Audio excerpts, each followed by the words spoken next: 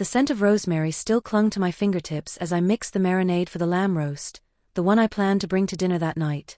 My hands moved in a rhythm I knew by heart, the comfort of routine filling the quiet kitchen. Then came the sound, a sharp buzz against the granite countertop. My phone.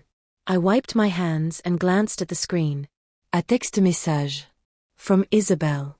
My daughter-in-law. You're not invited to dinner. I don't want you here. Just that. No hello, no explanation. 2 short, merciless sentences, sent at 4:17 p.m. The same day I was supposed to show up. For a long moment, I just stood there, the phone glowing in my hand. I had helped pay for that dinner. I had paid the down payment for their home in the Denver suburbs, a house whose mountain view I had only seen twice. I'd covered their hospital bills when baby Lily was born. Paid for their honeymoon. Groceries. Wi-Fi. Even car insurance. And now, I was suddenly unwelcome. My fingers moved calmly, almost too calmly. I typed a single word in reply. Okay. Then I walked to my desk, opened the black ledger I kept tucked away, and flipped through the pages. Each line told a story: $120 for a stroller. $5,000 for a wedding DJ. $20,500 for the house deposit. Over 150 entries, every act of love turned into a transaction. I didn't cry. I didn't call. I didn't confront anyone. I simply deleted the digital backup file, wiped it clean. Then I sat in silence, the kind that feels heavy and final. They had mistaken my love for a lifeline. And they had just cut that line themselves. But truthfully, the poison hadn't started with this text. It began months earlier, with a whisper I was never meant to hear. It was a cool spring evening when I drove to their new house to drop off some soup and a few frozen meals. Isabel opened the door, phone pressed to her ear. "Yes, she's here again," she said sharply, her voice echoing from a Bluetooth speaker nearby. "I swear she just finds excuses to show up." The words hit like ice water. She didn't even lower her voice. She knew I could hear. When she finally turned, her smile was thin and forced. Oh, Catherine. That's so kind of you. I handed her the bag, nodded, and walked back to my car. I didn't say a word. But that moment planted the first seed of distance. Still, I didn't pull back, not yet. My son Leo had always been gentle, thoughtful. He used to call every weekend just to check in. But after Isabel, those calls got shorter. Less fréquent. The volume of our bond turned down little by little. I kept helping. Paid their car insurance. Offered to babysit. No response. Then came this dinner, the one I thought would be a family celebration. The dinner I planned, paid for, and shopped for. It turned out I wasn't family anymore. I was just the founder of their comfort. After Isabel's message, I didn't feel anger. Just a cold, steady silence. A realization that I had been buying my place in their lives, and love shouldn't come with receipts. So I stopped. I paused the automatic rent payments. Cancelled the mortgage top-up. Changed passwords for Netflix, Amazon, and the family accounts. No warning. No explanation. Just silence.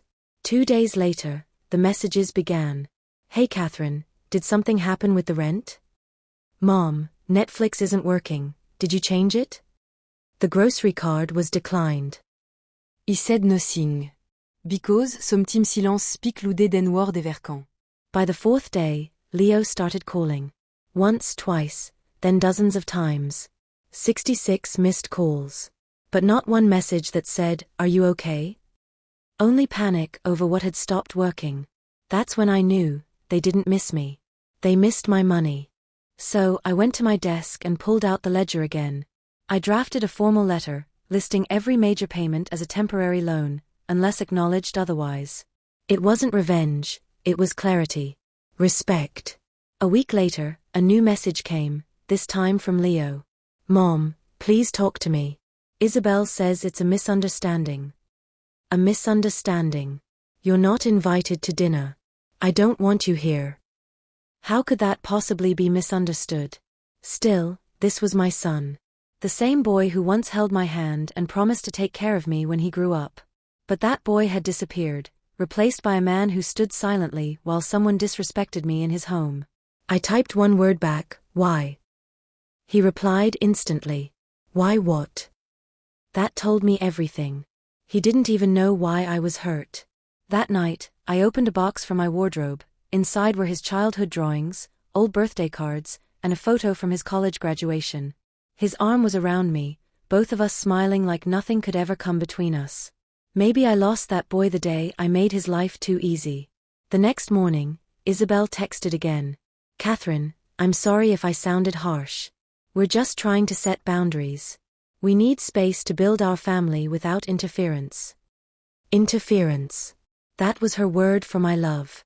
So, I printed the 6-page record of everything I had done for them. I slipped it into a red folder, the same kind I used to organize bills when Leo was a kid. On top, I placed a handwritten note. Over the years, I've helped you both out of love. I never asked for repayment, only for respect. You are adults now. You have your own home. Consider this a ledger of lessons, not about money, but about how quickly love is discarded when it's taken for granted. I will no longer fund my own disrespect. I placed the folder in their mailbox and drove away. By the time I got home, my phone was vibrating non-stop. I ignored every call. For the first time in years, the silence in my home felt peaceful. Days turned into weeks. I joined an art class, visited the mountains with old friends, cooked with my niece and laughed until we cried. You're glowing, Aunt Catherine, she told me one evening. Maybe I was. I'd finally stopped chasing a family that didn't want me. Then came Leo's birthday. The dinner I wasn't invited to. But word travels. One of Leo's friends, Ben, called to ask why I wasn't going. I told him the truth. Halfway through the party, someone asked loudly, Hey Leo, is your mom coming later? Isabel froze. Leo stammered. Ben spoke up across the yard, she wasn't invited. The laughter died. A ripple of whispers spread through the guests. Some quietly left. One even returned her gift. That night, Leo left a voicemail. His voice cracked. Mom, I don't know what's happening. People are turning on us. Isabel's upset. Please, can we just talk? I deleted it. A few days later, a handwritten letter arrived. Mom, I'm sorry. You didn't deserve any of this. I stopped seeing you as a person and started seeing you as help. I was afraid to upset Isabel and I let her disrespect you. I want to fix this, not with money, but as your son if you'll let me. The words broke me. For the first time in a long time, I saw the boy I raised, the boy who once drew crooked hearts on homemade birthday cards. But trust isn't given back that easily. Then one morning, there was a knock on the door. Leo stood there, holding baby Lily. No Isabel in sight. Mom, he said softly, eyes tired. I didn't know where else to go. My heart ached, but I stayed guarded. Lily reached out, tiny fingers curling toward me.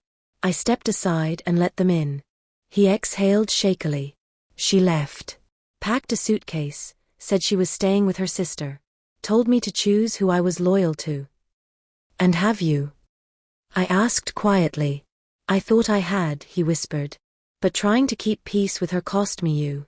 And myself. That honesty, that was the son I remembered. You let me disappear from your life, Leo, I said softly. I know, he said.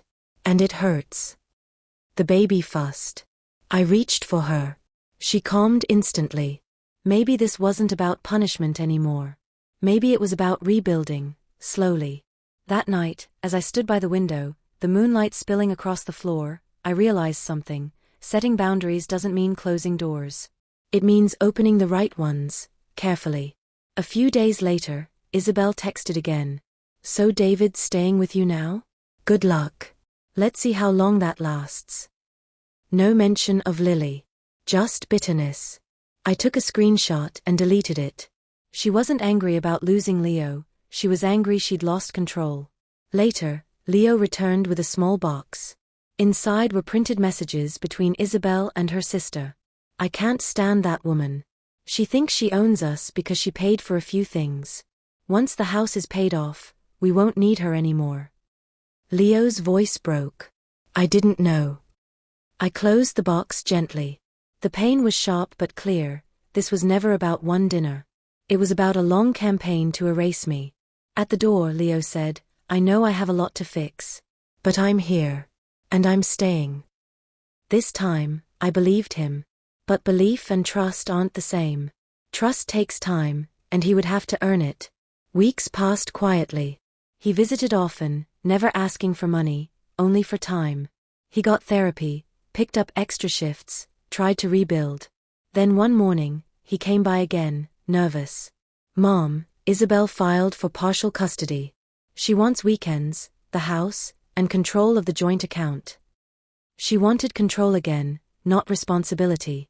I opened my filing cabinet, pulled out a business card, and handed it to him. "Call this lawyer. She's fair, tough, and doesn't fear people like Isabel." "Are you sure?" he asked. "I'm not paying for it, Leo," I said gently. "But I'll help you stand on your own 2 feet." He smiled faintly. "Thank you, Mom." He handled it. He won joint custody. The judge saw through Isabel's game. And one quiet night, as I tucked little Lily into bed, she whispered, "Grandma, sing the song." I smiled and hummed the same lullaby I used to sing to Leo. Her tiny eyes fluttered shut, and my heart softened. That's when I realized, this wasn't a story of loss. It was a story of legacy. Of learning that love isn't measured by what you give, but by what you teach.